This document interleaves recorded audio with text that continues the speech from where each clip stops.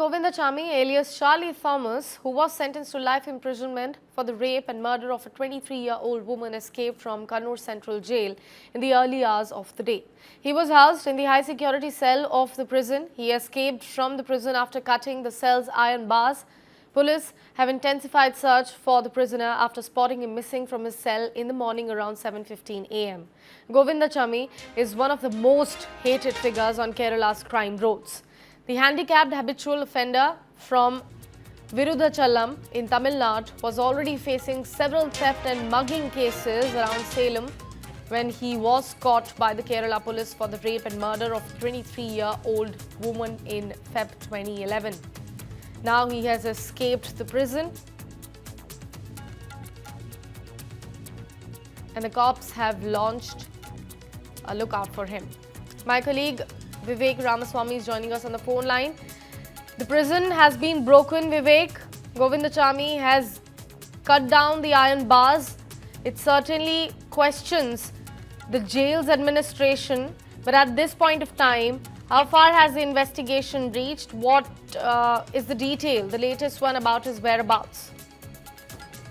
Yes, Govindachamy has escaped the central jail by between 12 and 1 o'clock. The exact time is still not confirmed.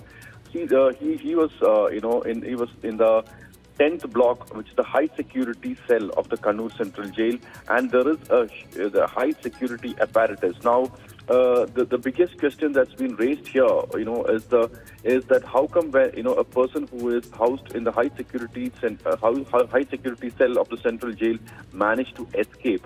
Now, various questions have been raised at this point of time.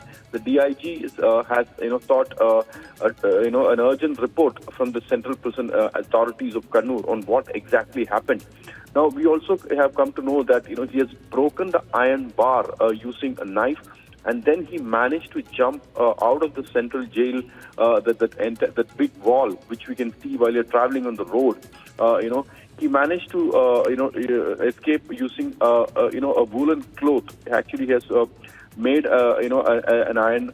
He has thrown the woolen cloth outside, and he somehow managed to tie his balance his body on that woolen cloth, and he managed to jump out of the big wall, and he has escaped. Now, till where he has gone is the biggest question right now, because remember that there is a railway station which is 6 kilometers away, and the airport is very far. You also have the bus stand, which is around 4 kilometers from this place. Because I'm a person who's been traveling to this place, in and around Kannur for a long time. I know this place, but the police has intensified the search, in this area. Police is hopeful that they'll be able to nab him because he is handicapped, and moreover his latest photo is now being displayed across the media houses, so people can basically identify him. But the question here is that how can a person who is such a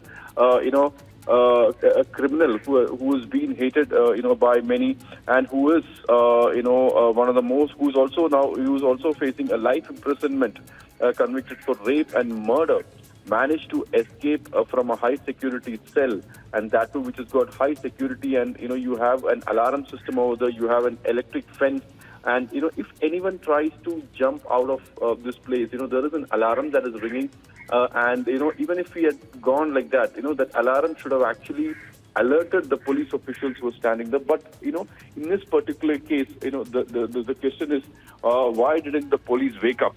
Now, the mother of Soumya, the 23-year-old who was murdered, has made a very serious allegation, saying that he would have only escaped with the knowledge of the the security officials. Now, one thing is very, very clear: there is a huge or a massive security lapse that has happened here. Police is hoping that at least in the next 4 to 5 hours, that they would be able to nab Govindachamy. All right, Vivek, just for the better perspective for our viewers, could you provide us a little bit more details about Govindachamy, what kind of man he was, the cases that are against him? Yes, Govindachamy was originally sentenced to death by a Thrissur fast-track court in 2012. A verdict later upheld by the Kerala High Court in 2014. Now, in this case, Soumya was an employee at a Cochin mall, as a shopping mall in Kochi, was traveling home alone in a near-empty woman's coach in a passenger train from Ernakulam to Shornur. It's at that point of time that Govindachamy assaulted her, pushed her off the moving train, and later raped her after jumping off from the train himself. Now, Soumya sustained serious injuries and has later succumbed to injuries at a government hospital. Govindachamy has been arrested in a lot of theft cases in Salem. He has a criminal past, and remember, after this particular incident, this rape and murder case, his name has come to the limelight. Mainly that he is handicapped, and many had raised questions as how did a handicapped person manage to murder a 23-year-old, rape and murder a 23-year-old lady at that point of time, and that too in a coach, and the case has sparked the statewide outrage and led to a widespread discussions on women's safety in public transport. So basically, Govindachamy is a person who has a criminal past. He was from Virudhachalam district in Tamil Nadu, and he had worked somewhere in Salem for some time. Apart from that, we don't know about his other details, but he did have a dreaded criminal past.